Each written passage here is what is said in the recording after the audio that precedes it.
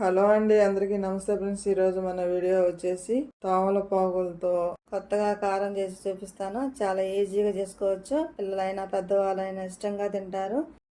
అరుగుదలకు కూడా చాలా బాగుంటుంది. ముందుగా స్టవ్ ఆన్ చేసుకొని ప్యాన్ పెట్టుకొని కొంచెం నూనె వేసుకొని ధనియాలు వేయించుకుందామండి.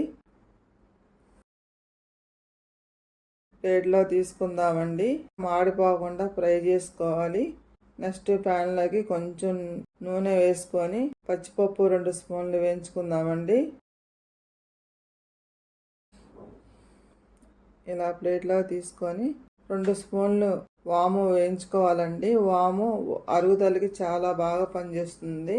వాము 2 స్పూన్లు వేయించుకొని ప్లేట్లో తీసుకోవాలండి. నెక్స్ట్ ప్యాన్లోకి 2 స్పూన్లు వేసుకొని జీలకర్ర వేసుకొని ఫ్రై చేసుకొని ప్లేట్లో తీసుకోవాలండి. కరివేపాకు కూడా ఉట్టిగా వేయించుకోవాలండి. ప్లేట్లో తీసుకోవాలండి. మాడిపోతుంది కదా, ప్యాన్లో కొంచెం నూనె వేసుకొని ఎండుమిరపకాయలు 10 వేయించుకోవాలండి. ఎందుకంటే తమలపాకు ఘాటుగా ఉంటాయి కదా, అందుకని తగ్గించి వేసుకున్నాను. కొంచెం చింతపండు, ఇలా కొంచెం చింతపండు వేసుకొని ఫ్రై చేసుకోవాలండి. కొంచెం ముందు ఫ్రై చేసుకొని ప్లేట్లో తీసుకోవాలి.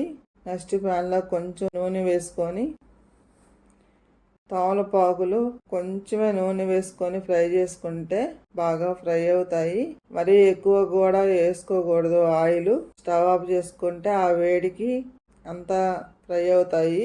స్టవ్ ఆఫ్ చేసుకొని చల్లార్చుకొని పక్కన పెట్టేసుకోవాలి. మిక్సీ జార్లోకి ముందుగా వేయించుకున్న వాము, జీలకర్ర, పచ్చిపప్పు, ధనియాలు మెత్తగా మిక్సీ వేసుకోవాలండి. ఉప్పు, మనకు సరిపడా ఉప్పు వేసుకొని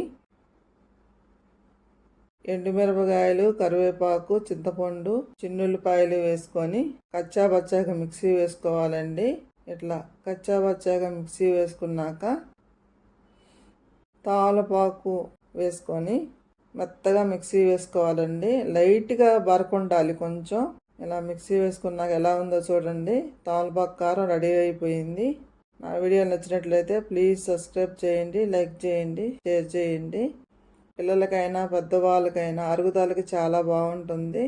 మీరు ఒకసారి ట్రై చేసి నా కామెంట్ పెట్టండి. నా వీడియో నచ్చినట్లయితే ప్లీజ్ సబ్స్క్రైబ్ చేయండి.